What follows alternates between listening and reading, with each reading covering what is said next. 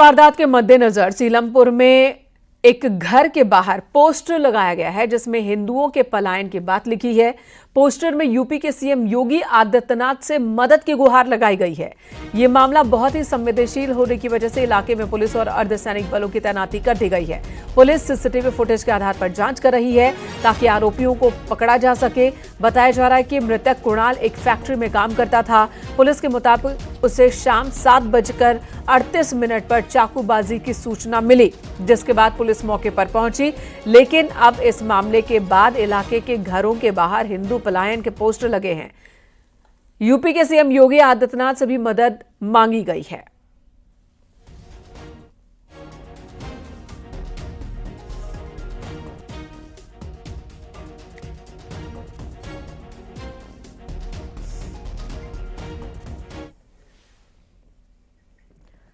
सीलमपुर में जिस कुणाल नाम के लड़के की हत्या हुई, उसके पिता ने आरोप लगाया कि इलाके में इकरा नाम की लड़की है जो कई लड़कों को अपराध के लिए उकसाती है। कुणाल के पिता ने आरोप लगाया कि उनके बेटे की हत्या में भी इकरा शामिल है।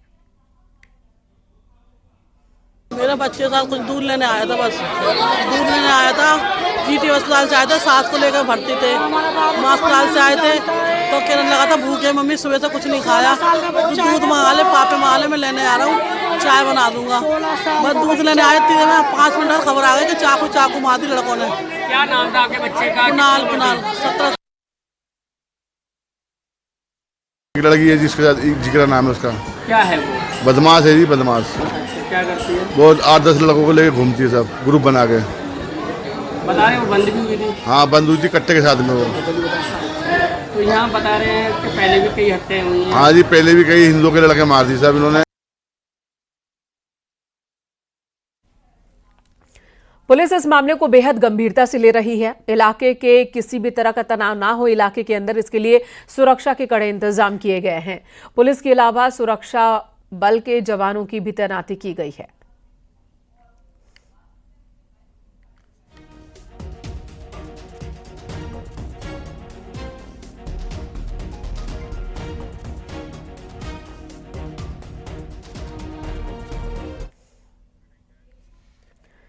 इस वारदात से गुस्से में हैं लोग और इलाके में प्रदर्शन भी हो रहे हैं। लोग हाथों में पोस्टर लेकर न्याय की मांग कर रहे हैं। पोस्टर लेकर निकले हैं हिंदू लोग, उनमें हिंदुओं के पलायन की बात लिखी गई है। दिल्ली की सीएम रेखा गुप्ता से मदद की गुहार लगाई गई है और बाकायदा कतार में देखिए लोगों की ये मूवमेंट। इनका कहना है कि इलाके में एक विशेष समुदाय के लोग अपराध में शामिल हैं, हिंदुओं पर ये हमला करते हैं, हिंदुओं को टारगेट पर लेते हैं, जिसकी वजह से ही इलाके के हिंदू दहशत में रहते हैं।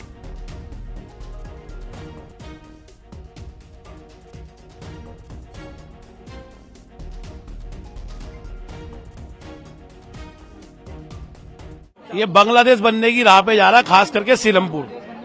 कोई यहाँ पे हथियार लेके जाना, हमें हथियार लेके आना, हमें हर 13 से 14 साल के बच्चे में आपको हथियार मिलेगा। और ज्यादातर ये नाई की जो दुकान होती है ना, हेयर ड्रेस की कटिंग की मशीन, जो कटिंग की दुकान होती है, सबसे ज्यादा मजमा वहां लगता है।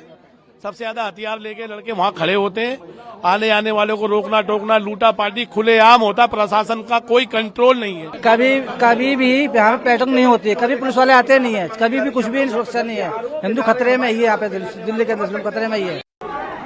दिल्ली के सीलमपुर इलाके में देर रात जमकर बवाल हुआ। दरअसल एक युवक कुणाल की, जिसकी उम्र 17 साल है, उसकी हत्या कर दी गई थी। कुछ अज्ञात हमलावर जिनकी जो 4 से 5 संख्या में था, और इसी जगह पर जब कुणाल आ रहा था तो उसी दौरान यहाँ पर कुछ लड़के आए और उन्होंने उस पर चाकू से ताबड़तोड़ हमला किया, जिसके बाद वो यहाँ से फरार हो गए। उसके बाद पुलिस मौके पर पहुंची और परिवार के लोगों ने ये आरोप लगाया कि यहाँ पर कुछ स्थानीय लड़के हैं जिन्होंने इस पूरी वारदात को अंजाम दिया है। और उसके बाद पुलिस बल के खिलाफ यहाँ पर विरोध प्रदर्शन किया गया, जिसके बाद अभी भी यहाँ पर देखिए पूरा कॉर्डन ऑफ किया गया है। पुलिस की कई टीमें इस पूरे हत्याकांड को यहाँ पर जो आरोपी है उनकी तलाश कर रही है। हालांकि अभी तक किसी गिरफ्तारी नहीं हो पाई है। जो इलाके के लोग हैं उन्होंने देर रात हंगामा भी किया था और सीलमपुर चौक पर लोग खड़े हो गए थे, और इसी वजह से अभी भी यहाँ पर जो लोग हैं, स्थानीय लोग हैं, वो यहाँ पर खड़े हैं। लगातार भीड़ यहाँ पर आपको दिखाई दे सकती है, क्योंकि पैरामिलिट्री फोर्सेस की टीम यहाँ पर है और जो स्थानीय लोग हैं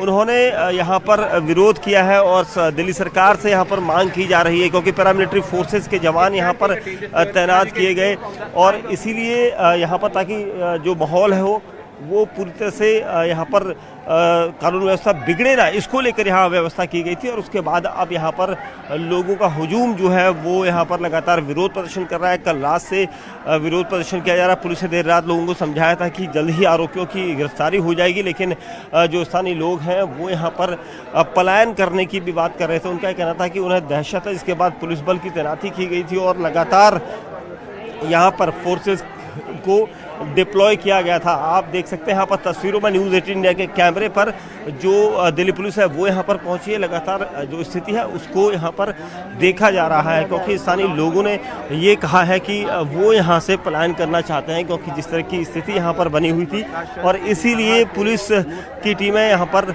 लोगों को समझा रही थी। हालांकि दिल्ली पुलिस की कई टीमें यहाँ पर लगी हैं कि वो किस तरह से यहाँ पर देखेंगे, लेकिन आप देखेंगे यहाँ पर लोगों के हाथों में पोस्टर लगे हैं। ये आप देखिए, ये मकान बिका हुआ है, ऐसे पोस्टर हाथ में लगा के यहाँ पर लोगों ने रखे हैं और इसको बांग्लादेश मत बनने दो, ये चीजें कही जा रही है। आपने पोस्टर लगाया हाथ में? हाँ जी, हाँ जी। क्या लिखा है इसमें? भैया मैं तो पढ़ी लिखी नहीं। इसमें लिखा है ये मकान बिका हुआ है। हाँ जी। कौन सा मकान है आपका? उधर है। क्यों बेचना चाहते हो आप? जब हमको रहने ही नहीं देंगे तो बेचना तो पड़ेगा। कौन नहीं रहने दे रहा? है जो अब जो कांड रात को हुआ, क्या है शाम को, हाँ। जब कांड बच्चे मेरे मारे जाएंगे तो हम यहाँ रह के करेंगे क्या? हाँ। तो आप लोग इसलिए बेचना चाहते हैं? हाँ जी, हाँ जी, हाँ जी। जब पुलिस हमारी कोई सहायता नहीं कर रही है तो हमको मकान बेच बेच के जंगल में जाना पड़ेगा। मैं यहीं पैदा हुई हूँ, यहीं मेरी शादी हुई है, यहीं मैं बुढ़िया हो गई, ठीक है ना। अब मेरे छोटे छोटे बच्चे वो मारे जाएंगे तो मैं यहाँ क्या करूँगी? अच्छा बताइए आप।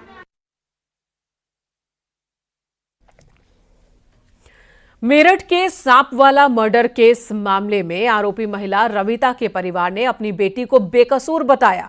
आरोपी रविता के परिवार का कहना है कि उनकी बेटी बेकसूर है। मुजफ्फरनगर के तिवारी थाना क्षेत्र के सैदपुर खुर्द गांव में ये परिवार रहता है।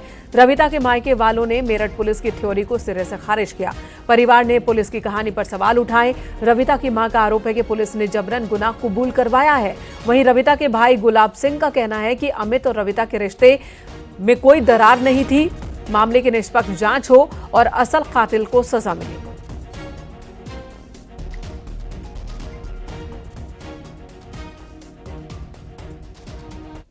अपनी लड़की के पास गई थाने में, तो मेरी लड़की से क्या कह रहे हैं, 4 घंटे पुलिस वालों ने लठ बजाया।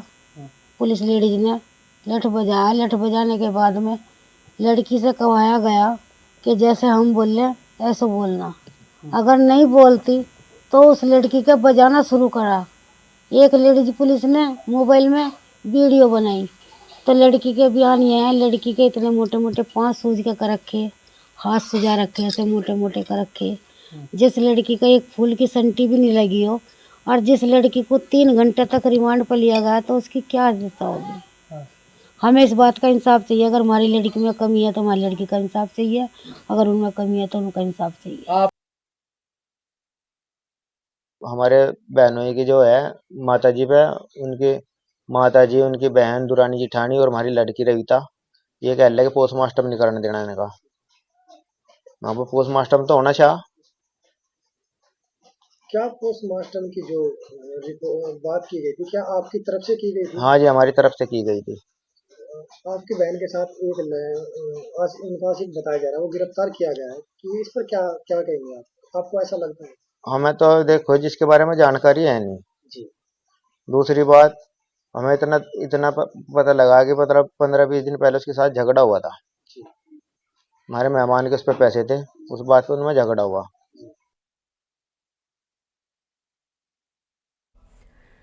इधर कुशीनगर में लापता महिला का शव मिला 42 दिन के बाद। पुलिस की महिला की हत्या के आरोप में उसके पति को गिरफ्तार कर चुकी है। ये मामला बलुआ गांव का है। गीता नाम की महिला 6 मार्च को लापता हो गई थी।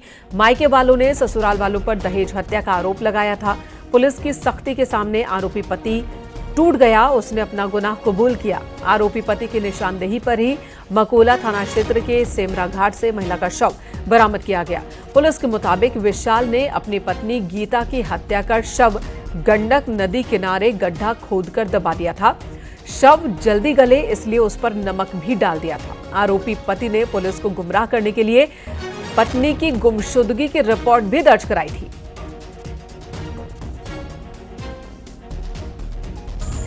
कि अभी ससुराल बच्चों के खिलाफ सुसंगत धाराओं में अभियोग पंजीकृत कर लिया गया है एवं अभियुक्त की निशानदेही पर नियमानुसार सक्षम मजिस्ट्रेट के मौजूदगी में उक्त मृतका का डेड बॉडी बरामद कर लिया गया है, जिसे पंचायतनामा एवं पोस्टमार्टम की कार्रवाई हेतु भेज दिया गया है।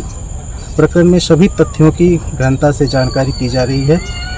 आरोपी पति विशाल कुशवाहा को पुलिस द्वारा हिरासत में ले लिया गया है। सभी तथ्यों की गहनता से जानकारी कर अग्रतर विधिक कार्रवाई की जा रही है। उधर बुलंदशहर में पुलिस का ट्रैक्टर चोरी के आरोपी से एनकाउंटर हुआ। गोली लगने से आरोपी भवनेश उर्फ अंकुर जख्मी हो गया। एनकाउंटर देहात कोतवाली थाना क्षेत्र में हुआ है। घायल का अस्पताल में इलाज चल रहा है। आरोपी से एक तमंचा और कारतूस बरामद किए गए हैं।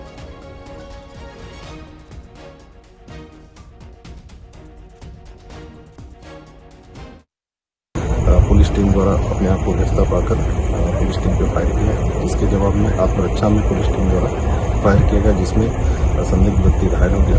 तत्काल उस व्यक्ति को जिला हॉस्पिटल में भर्ती कराया गया। प्रारंभिक पूछताछ में उसका नाम भवनेश बताया गया है। मौके पर एक तमंचा और कारतूस बरामद किया है। आगे की विधिक कार्रवाई की जाएगी। औरैया पुलिस ने 4 नशा तस्करों को गिरफ्तार किया। कोतवाली पुलिस और स्वाट टीम ने संयुक्त कार्रवाई करते हुए तस्करों के कब्जे से तकरीबन 16 किलो गांजा बरामद किया। बरामद गांजे की कीमत तकरीबन 1,60,000 रुपए है। नशा तस्कर बरामद गांजे को ओडिशा से लेकर आए थे, जिसे औरैया में सप्लाई करने वाले थे।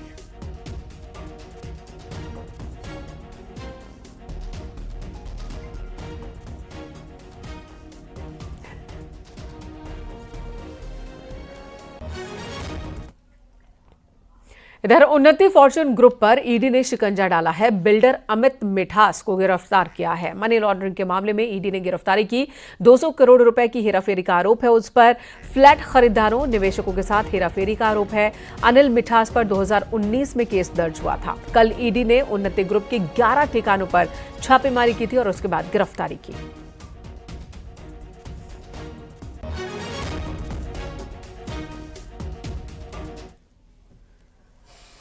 यहां रुकेंगे एक ब्रेक के लिए। खबरें ब्रेक के बाद भी जारी हैं।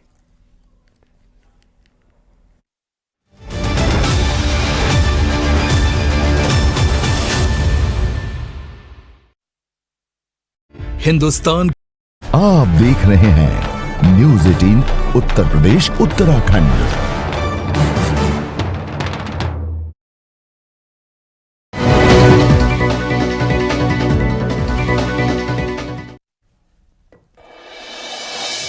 उन्नति फॉर्च्यून ग्रुप पर ईडी का शिकंजा। बिल्डर अनिल मिठास गिरफ्तार। मनी लॉन्ड्रिंग के मामले में ईडी ने किया गिरफ्तार। अमेठी में 2 ट्रकों की भिड़ंत। हादसे में दोनों ट्रक के ड्राइवर जख्मी। घंटों चलता रहा रेस्क्यू ऑपरेशन।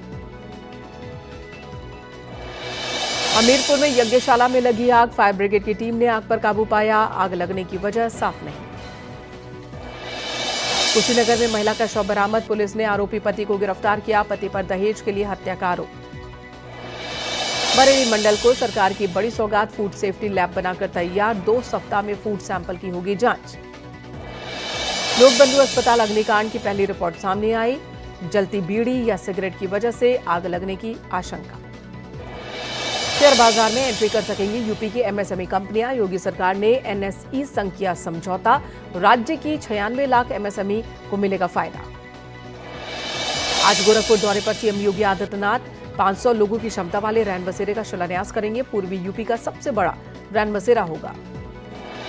वक्फ कानून पर सुप्रीम कोर्ट का अंतरिम आदेश। सीजीआई ने अगले आदेश तक नई नियुक्ति पर रोक लगाई। केंद्र को 1 हफ्ते का वक्त दिया। सीएम योगी ने जिलाधिकारी को आंधी बारिश और ओलावृष्टि को लेकर निर्देश दिए। कहा प्रभावितों को तुरंत राहत राशि पहुंचाई जाए। राहत कार्यों के निर्देश। अलीगढ़ दौरे पर आरएसएस प्रमुख मोहन भागवत 21 अप्रैल तक अलीगढ़ में रहेंगे। ललितपुर में पुलिस का एक्शन, गैंगस्टर एक्ट के 4 आरोपियों की 57.5 लाख की संपत्ति कुर्क।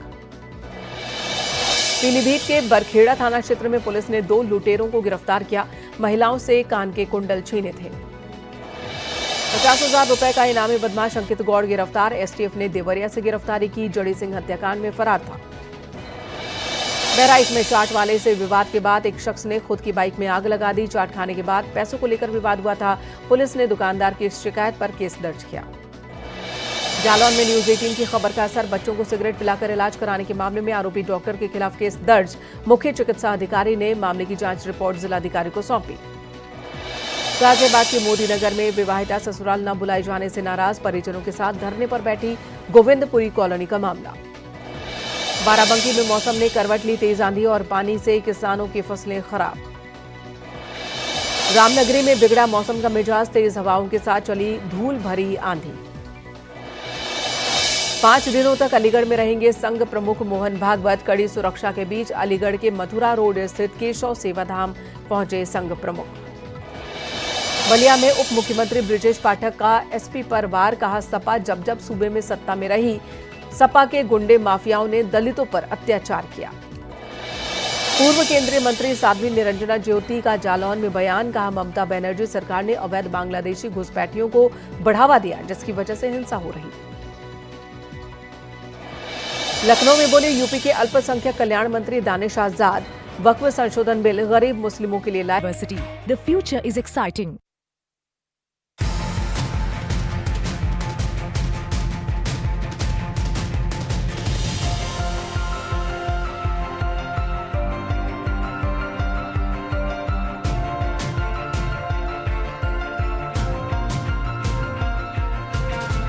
Headlines presented by Quantum University. The future is exciting.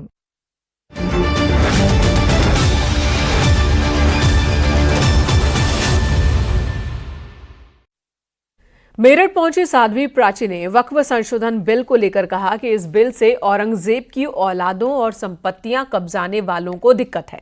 सरकार किसी भी कीमत पर बिल से कदम पीछे नहीं हटाएगी।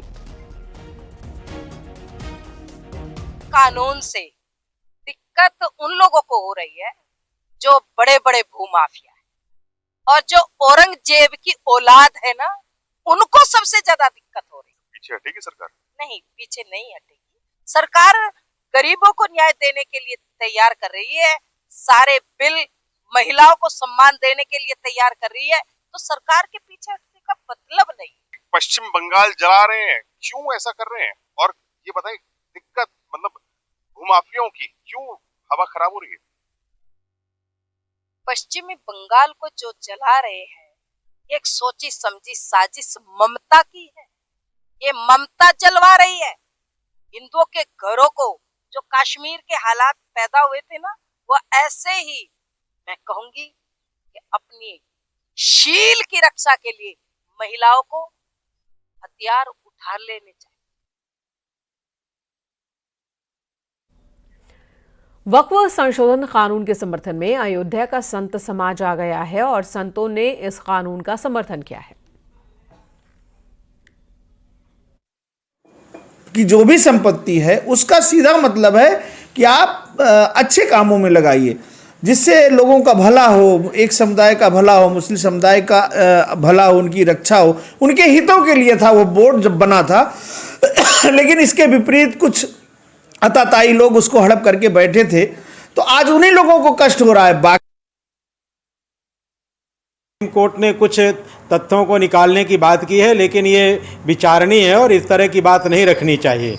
मैं तो मानता हूं कि जो भारत सरकार ने जो बिल को रखा और पेश किया है वो बिल सराहनीय है, और ऐसे ही बिल को कोर्ट को भी स्वीकार करके और उसे सदन से पूरा भारत संविधान से चलता है और वक्फ बोर्ड का कोई संविधान नहीं है। इनकी अदालत होगी, वही मुकदमा चलेगा और वही फैसला देगी। फिर भारत का क्या मतलब है? सुप्रीम कोर्ट का, आज सुप्रीम कोर्ट के अंदर ये गया है तो क्यों गया है? ये प्रधानमंत्री मोदी की देन है। बता दें सुप्रीम कोर्ट कि इससे पहले कोई मुकदमा वक्फ बोर्ड का उसके पास आया हो या वक्फ बोर्ड के माफिया उसकी शरण में गए हों? वक्फ बोर्ड सुप्रीम कोर्ट को समझता ही नहीं है, ये तो उसकी मजबूरी है। तो वक्फ कानून को लेकर बीजेपी की बड़ी तैयारी है। बीजेपी का वक्फ सुधार जन जागरण अभियान शुरू होने वाला है। 20 अप्रैल से अभियान की शुरुआत होगी। मुस्लिमों के बीच जाएंगे बीजेपी के नेता, वक्फ कानून के बारे में लोगों को जागरूक करेंगे। मुस्लिम स्कॉलर और मुस्लिम बस्तियों में संवाद का कार्यक्रम होगा। यूपी बीजेपी के अभियान के लिए टीम का गठन हुआ है।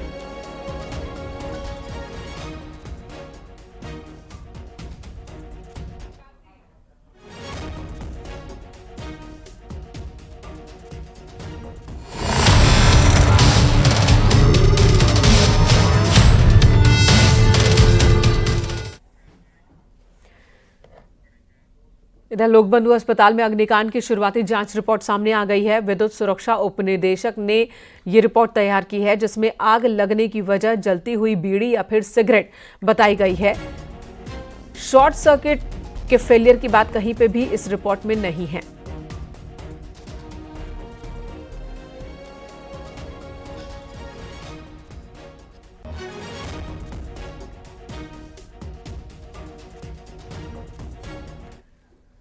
भदोही में एक सूत मिल में देर रात भीषण आग लग गई। शॉर्ट सर्किट की वजह से सूत मिल में आग लगी। दमकल की गाड़ियों ने कड़ी मशक्कत के बाद आग पर काबू पाया। आग से करोड़ों रुपए के सामान जलकर राख हो गए। भारी मात्रा में रॉ मटेरियल के अलावा तैयार माल भी जल गया। घटना भदोही शहर के कारपेट सिटी की है।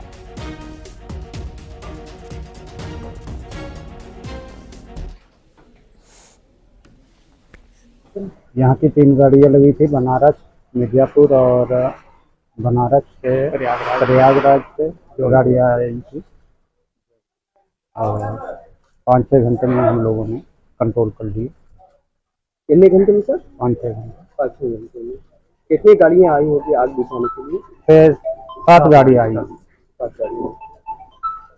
क्या लगा? शॉर्ट सर्किट से ही लगी है, क्योंकि यहाँ के वो जो वर्कर थे वो बताते थे।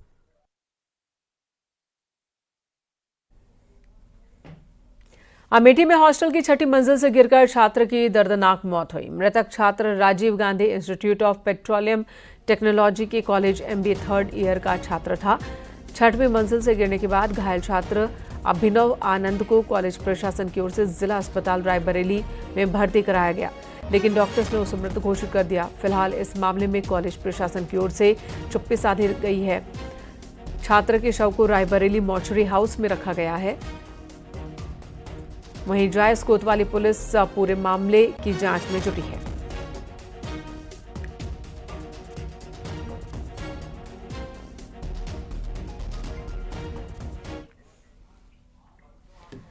वाराणसी के कैंट रेलवे स्टेशन पर आरपीएफ महिला कांस्टेबल की बहादुरी ने एक महिला की जान बचा ली। दरअसल एक महिला चलती ट्रेन में चढ़ने की जल्दबाजी कर रही थी और इसी बीच वो फिसल गई। ट्रेन और ट्रैक के बीच में फंस गई। एक बुजुर्ग दंपत्ति को आप देख सकते हैं इस वीडियो में, जो चलती ट्रेन में चढ़ने की कोशिश कर रहे थे, लेकिन दोनों ही फंस जाते हैं और ऐसे में आरपीएफ महिला कांस्टेबल तुरंत ही दौड़ती है और महिला को ट्रैक और ट्रेन के बीच से खींचकर बाहर निकालती है और इस तरह से उनकी जान बच जाती है।